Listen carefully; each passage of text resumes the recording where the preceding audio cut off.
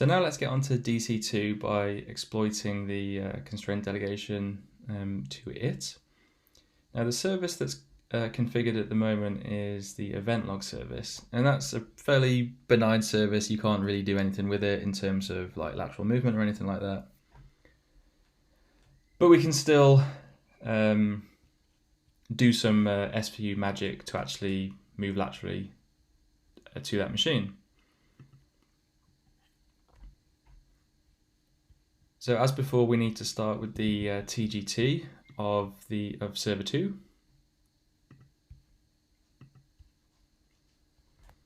And we're going to use Rubius again to perform the SVU.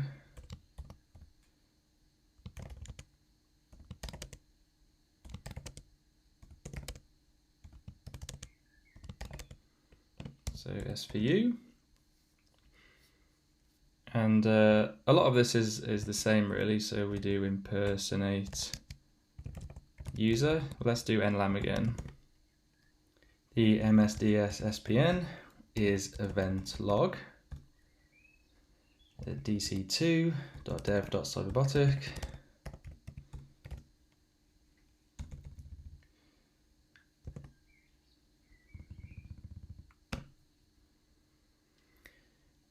And then we can give it an alt service.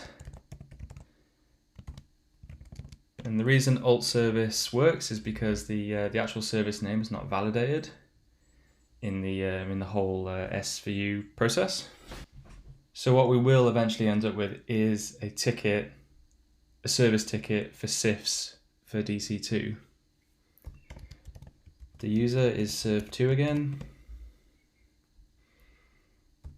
We give it its TGT and no wrap. Okay, and we've got the SVU process again here.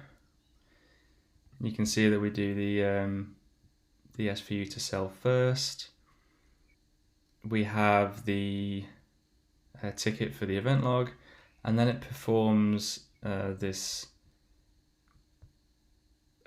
substitute in the service name. And so what we end up with here is a ticket for CIFS on the domain controller. So let's copy that, and again write it to a file. I'm calling it dc2 CIFS.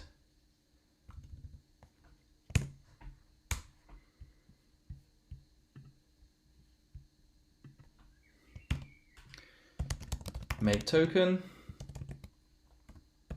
nlam fake pass Kerberos ticket use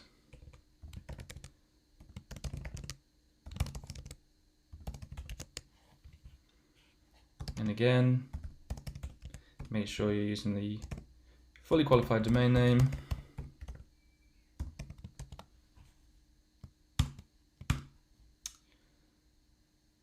Like so, and there we go.